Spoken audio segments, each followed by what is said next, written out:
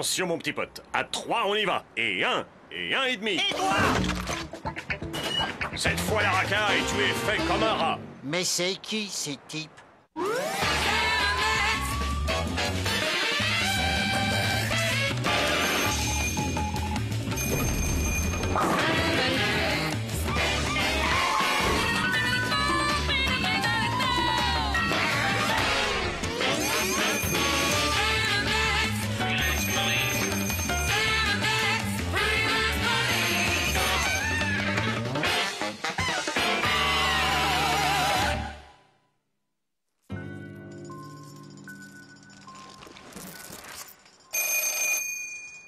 C'est pas moi, c'est pas moi, c'est pas moi.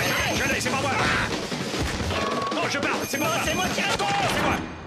Oui, compris, ouais, c'est excellent. C'était la voix ferme et autoritaire du commissaire qui m'annonça une nouvelle enquête à nous faire dresser les poils des jambes et des oreilles sur la tête. Ah, surveille ton langage, Sam! Il paraît qu'il y a des problèmes sur la Lune, Max. On fait nos bagages et on se tire d'ici vite fait. Je pensais à faire mettre tes initiales sur tous tes slips. Ah non, pourquoi? Et toi? Moi, je porte pas de slip. En route vers de nouvelles aventures! Oui, et que les étoiles nous mènent vers notre destinée. Et que les amortisseurs de cette bagnole nous empêchent de vomir sur les fauteuils!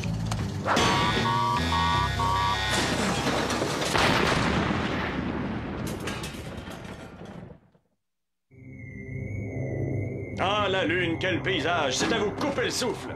Bravo, tout le monde sait qu'on ne peut pas respirer sur la Lune! Ah, voilà un jeu de mots qui ne manque pas d'air! Heureusement que nos ravissantes enveloppes charnelles sont protégées par cet équipement sophistiqué. Ah ouais? Et si mon sac en papier tombe en panne?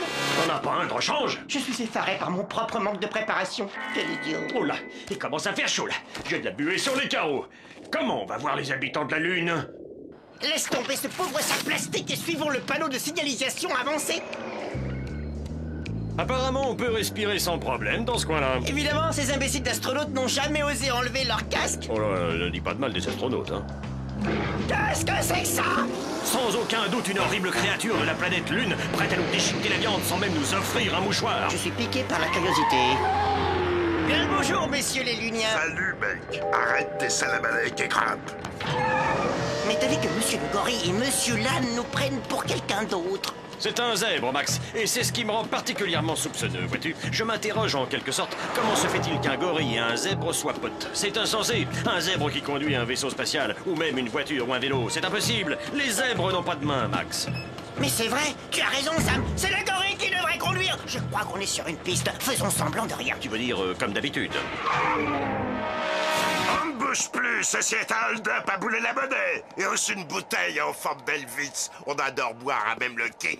C'est fascinant d'assister à un hold-up. Je reconnais ça une fois, tu es Marguerite Duras. Ça suffit, balance le pognon plus vite que ça, mon bonhomme. Des rats géants. Wow, voilà qui est très intéressant. Et quelque part, c'est pas plus mal que ce soit des rats parce qu'on peut les assommer sans remords. Ouais, pas de remords, on rate. Merci pour votre aide, les amis, mais vous n'avez pas l'air de notre monde. Vous venez d'une planète extérieure. Oui, un de ces petits points lumineux qu'on voit dans le ciel, la nuit. À propos, vous pouvez baisser les mains maintenant. Notre mère veut vous rencontrer pour discuter d'une affaire importante. Eh, monsieur, vous pouvez baisser les mains maintenant. Le maire vous attend à l'intérieur. N'ayez pas peur, surtout. Je dois retourner à la boutique. Peur de quoi? Nous sommes trop ignorants pour savoir de quoi on doit avoir peur. Eh, monsieur, bon sang, vous pouvez baisser les mains maintenant. Vous me suivez? Bon, bah, si vous n'avez plus besoin de rien... Baissez les mains, nom de Dieu, baissez les mains maintenant! Ce petit rat va me manquer. Il avait une délicieuse odeur de gruyère fondue. Comme ton nombril quand tu ne te laves pas. Hello! Je vous attendais. Soyez les bienvenus, visiteurs de la Terre. Visiteur de la Terre, j'adore ça. Je requiers votre assistance afin de résoudre un, comment dirais-je, problème très important qui envahit notre cité comme une véritable peste. La situation est très Un grave. problème qui les envahit comme la peste, ça n'a rien d'étonnant dans une ville peuplée de rats. Il est plutôt marrant ce type-là, il arrête pas de faire le zèbre. Faites-vous cervelle d'oiseau, vous ne comprenez rien. Tous les jours, des citoyens disparaissent. Ils doivent travailler pour une force immonde et diabolique.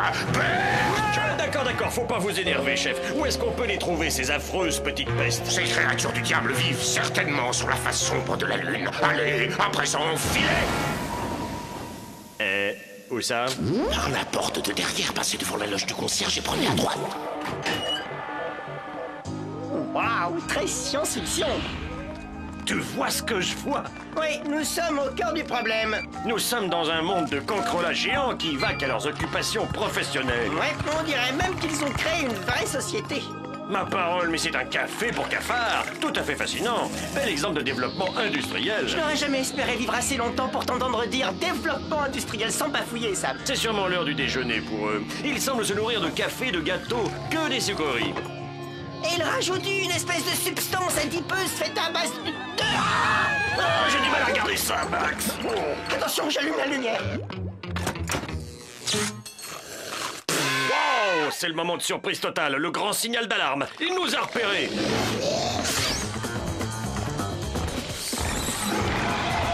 On ne traîne pas, Max. On est bientôt arrivé. Non problème, Sam. Il tripote ce gros levier ridicule. Ah, c'est vraiment un gros naze. Ah, ça y est, Max. On a échappé à cette brute. On s'en tire sain et sauf. Pas vrai, Max?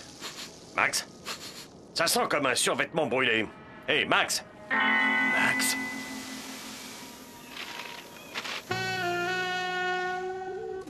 Mais qu'est-ce que je vais devenir? Mon petit pote n'est plus qu'un morceau de cadavre. Sam. C'est moi, Sam. Max? Où es-tu? Réponds-moi. Je suis à l'intérieur de toi, Sam. Tout ce qui fait de moi un individu unique, à part mes os, mes boyaux et tout le reste, est maintenant à l'intérieur de toi. Sympa, non? Attends une seconde, je vais essayer un vieux truc. Qu'est-ce que tu fais?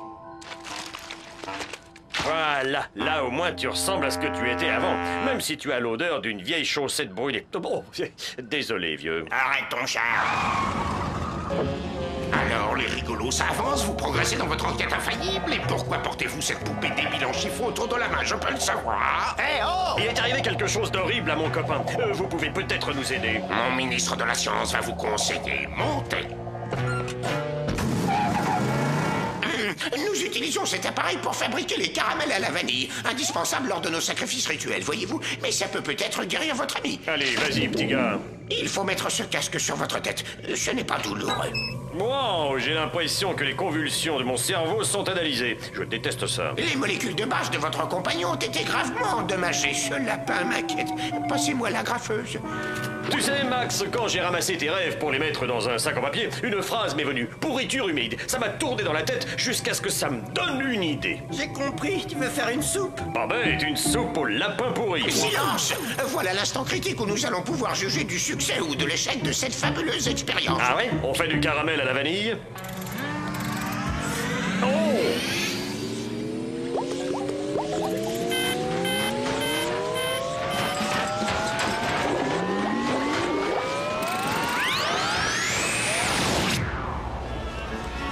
C'est aujourd'hui que la Cité célèbre une nouvelle ère dans les relations interplanétaires. Très tôt ce matin, un accord a été passé entre les dirigeants de la Cité et ses ambassadeurs venus de l'espace.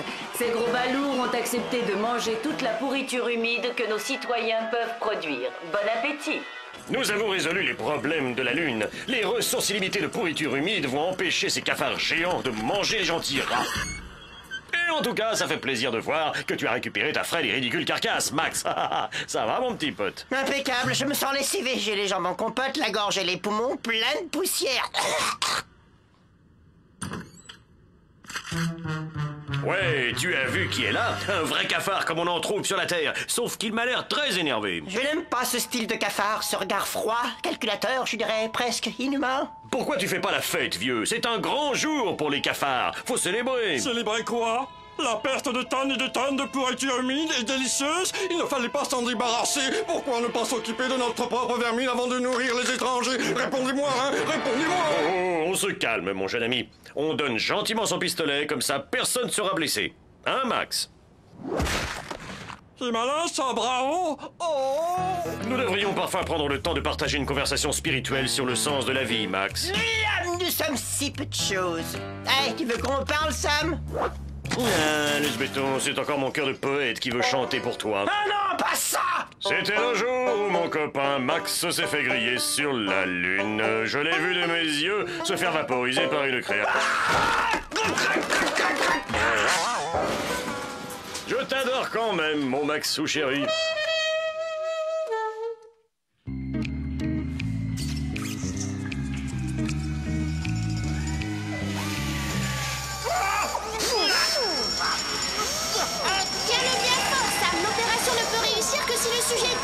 Oui, mais sa résistance est immense. Est-ce que je vais arriver à le maintenir? Tu sais, Max, si tu te brossais les dents plus souvent, on n'aurait pas besoin de faire tout ça. C'est pour moi. Je vais... Vous êtes bien à la caverne de la solitude. Si vous appelez pour Fanny Freluche, pressez le 1. Si vous appelez pour Sam et Max, les privés de police, pressez le 2. C'est pour nous! C'est phénoménal, démentiel. Par les cornes de Belzébrut, on arrive tout de suite. Tu sais qui c'est, Max? La petite gamine boutonneuse du 3e étage. Non, le commissaire. Il s'énerve un peu à cause d'événements bizarres qui sont survenus sur un lagon. Des gens du coin, des scientifiques et même des écoliers de l'école disparaissent en masse. C'est affreux, Sam. Tu as bien dit en masse. Dites-moi, les deux crétins, vous n'oubliez rien par hasard? Votre voiture aurait besoin de quelques réparations, à mon humble avis. Allez, achète-nous une nouvelle bagnole. Qu'est-ce que t'as à nous proposer? Vous avez le choix entre 2 véhicules. Ou vous prenez le scooter. Ouais, sûrement pas, c'est minable. Et puis ça me donne des gaz. Alors, vous pouvez prendre le bateau. Mais à une seule condition, c'est de revenir demain prendre les... clés. Merci, Fanfreluche. C'est magnifique qu'on peut utiliser les canalisations d'égout afin d'arriver sain et sauf jusqu'à destination. C'est un trajet formidable que personne ne pensait à utiliser. Oh, regarde, Sam, des bébés alligators. Non, Max, ces petites choses brunes qui flottent sur l'eau ne sont pas des alligators. Je vois ce que tu vas dire, c'est dégoûtant. On est presque arrivé, Max. D'après la carte, les égouts sont bientôt terminés. Et après, je ne connais pas la route. Ah, par contre, j'ai l'impression qu'il y a un mur devant. Et on arrive dessus à toute vitesse. C'est dur, un mur. Adieu, Sam, je t'aimais bien. Attends, on va voir ce que ce petit bolide a dans le bide. Nous voici donc sur le pittoresque lagon Bohunk. Je ne suis pas loin de regretter les égouts. Quelque chose a bougé. Ce n'est pas en restant sur les eaux tranquilles du lagon que nous allons combattre le mal. C'est exact. Tirons-nous de cet endroit démoniaque. Ça ne démarre pas. Ça, je m'en doutais. Et c'est en poussant la poignée.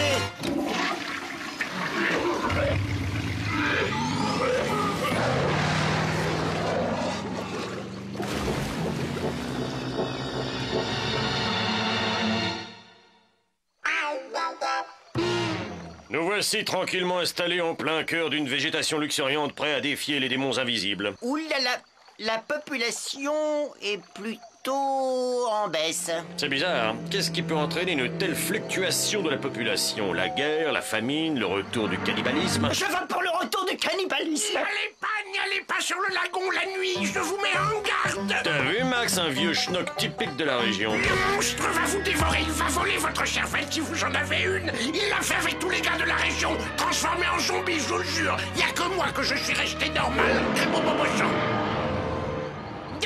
La bête, elle revient. Fuyez, mes garçons. Chez mon avertissement, la créature vole la volonté des hommes. Elle les rend bêta. Elle vous rendra pareil à un ridicule petit lapin stupide et trouillard. Je trouve son jugement sur les lapins tantiné à l'emporte-pièce. Qu'est-ce que tu en dis, Max? S'il n'était pas un si adorable vieillard, je lui aurais déjà botté les fesses à un coup de barbelé. Eh, il avait raison, le vieux schnock typique de la région. Regarde.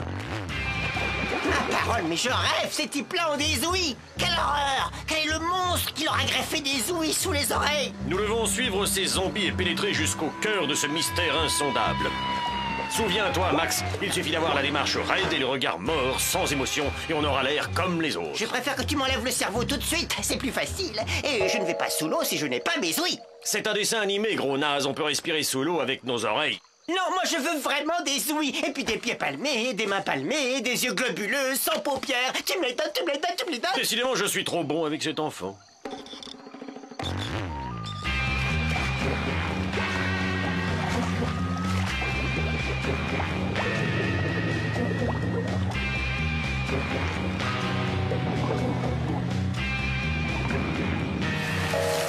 Où est-ce qu'on est rendu, Sam?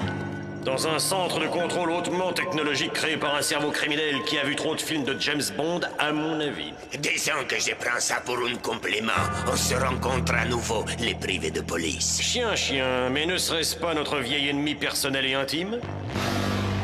Rocky Poiscaille. Comment a-t-il pu se mettre dans un tel état? Probablement un accident de bateau, que sais-je. Dis donc, il faudrait quand même changer l'eau. Et ce corps artificiel, il est en quoi? En plastique? Votre cynisme chronique ne pourra pas vous sauver cette fois, car vous êtes mes prisonniers. Finalement, vous allez payer, car vous êtes les seuls responsables de l'état dans lequel je me trouve. Alors là, je vois pas du tout ce que tu veux dire. On fait notre boulot normalement. Mais tu te sentirais peut-être mieux si on te disait « On est désolé ». Viens par ici, oh, viens faire un bisou à Maxio. Ça suffit, il déteste ça. Lunker. Hey! Il est vraiment dommage que vous ne puissiez vivre assez longtemps pour voir mes plans se réaliser. Allez, explique-nous quoi, sois sympa. On dira à personne. Ouais. D'accord. Préparez-vous, voici la marque de mon génie. Oh, il a mis le turbo, le Poiscaille. Des singes de mer, c'est ça la marque de son génie, c'est des singes de mer? Bah, c'est mieux que de faire de l'élevage d'asticots. Ce ne sont pas n'importe quels singes de mer. Regardez attentivement. Il a raison, t'as vu ça, Max? Ces singes de mer sont exactement comme sur la boîte. Oh, ils jouent gracieusement à la baballe.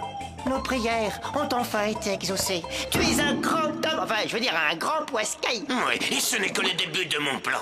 Regardez ça. Artificiellement nourri pour en faire des conserves, je vais prendre le marché de l'agroalimentaire. Soupe de singe de mer, steak, croquettes de singe de mer panées. Et les citoyens de Bohunk sont à main d'œuvre zombie. Époustouflant, diabolique, comment fais-tu? J'ai un garde-chiour en béton. Wow, jolie bestiole, hein? Ah oui, c'est le plus gros maquereau de la région. Effectivement, le maquereau géant est mon bras droit. C'est lui qui arrache les marins de leur bateau, me les amène ici et pratique sur eux une délicate opération chirurgicale qui les transforme en esclaves dociles entièrement soumis à ma volonté. En deux mots, je suis leur maître. Max, tu vois ce que je vois? Il leur a enlevé le cerveau, Max. Ah, c'est pratique, comme ça, ils se prennent pas la tête. Suffit. Il est temps pour vous, messieurs, de rejoindre mon troupeau d'esclaves. Vous allez servir une vie entière votre maître Rocky Poiscaille. Mac, enlève le cerveau. Formidable, j'aurais jamais cru que mon cerveau était d'un accès aussi facile. Appuyez sur le lobe qui contient l'intelligence. Je parie 100 francs qu'il se met en court-circuit. On se dépêche. Un cerveau minable, ça s'enlève vite. Les Français parlent au français. Monte sur ton cheval que je te descende. Et maintenant, sous vos applaudissements... Il pleuvra sur le nord-est de la France. Sam, où est-ce qu'on va? Peut-être pas aux yeux, tu sais. Imbécile, tu as détraqué son centre fonctionnel du langage. Incroyable. On peut dire que cet individu a de la répartie. C'est un beau roman, c'est une belle poire, c'est une belle romance, ah oui, oui. Il devient fou.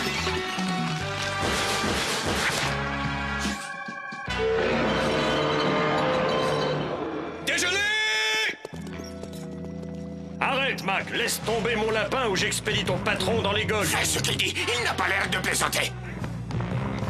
Bien joué, mon petit pote. Grâce à ton subterfuge, j'ai pu mettre Rocky Poiscaille hors d'état de nuire sans avoir à verser le sang. C'est tout naturel, Sam. Par contre, je ne demande qu'une petite récompense. J'aimerais m'occuper personnellement du prisonnier à ma façon. D'accord, mais fais-le derrière. Les spectateurs ont assez vu d'atrocités pour aujourd'hui. Non, pitié. Non.